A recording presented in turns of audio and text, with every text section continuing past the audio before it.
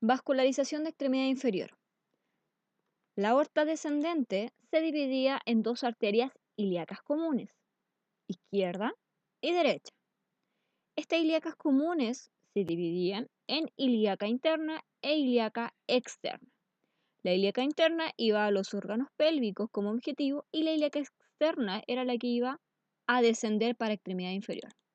Por lo tanto, si seguimos el recorrido de la ilíaca externa, vamos a ver que tiene algunas pequeñas ramas que también se unen con otras arterias, pero una vez que pasa el ligamento inguinal, se transforma en la arteria femoral. La arteria femoral inicia en el ligamento inguinal y da origen a ramas también que van a irrigar también parte de lo que es órganos pélvicos. ¿Qué ramas son estas? Bueno, aquí tengo la circunfleja de la ilíaca superficial, tengo este tronco que va a dar origen a la arteria femoral profunda, tenemos aquí las arterias pudendas, externa superficial y la externa profunda.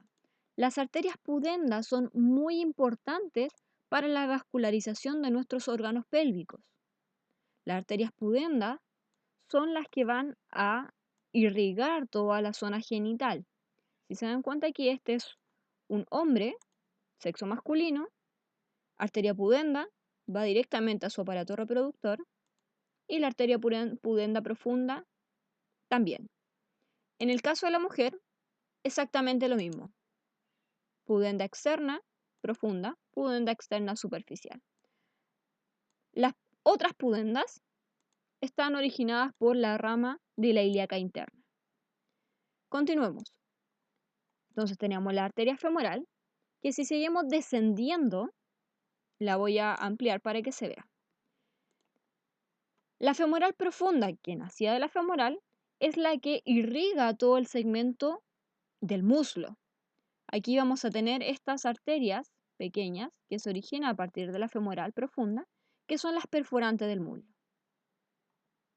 Y además tenemos esta arteria que es la circunfleja femoral. Estas son las que irrigan el segmento muslo. La femoral llega hasta rodilla, la femoral circunfleja. La arteria femoral a nivel de rodilla se divide en dos. Una que continúa en la femoral que se llama poplitea y da origen a una rama que es la descendente de rodilla.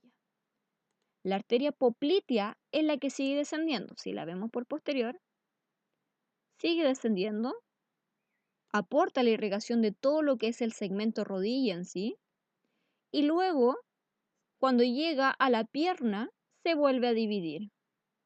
Entonces tenemos aquí la arteria poplitea, que cuando llega al segmento pierna se divide en dos. Primero tenemos la arteria tibial anterior y la arteria tibial posterior.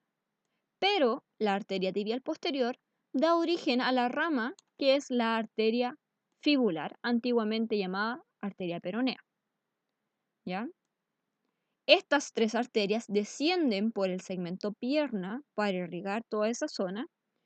Y además de eso, cuando llega a la zona más distal, que sería el pie, se van a unir. Aquí está sola la fibular, pero la tibial posterior y la tibial anterior dan origen a toda la vascularización del pie.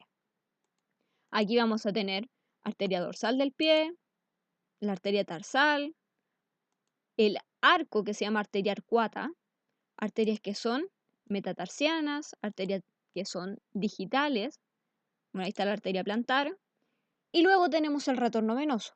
El retorno venoso está dado por lo mismo, venas que son digitales, superficial de los dedos, venas metatarsianas, el arco venoso, y aquí tenemos el origen de las venas. ¿Qué venas tenemos?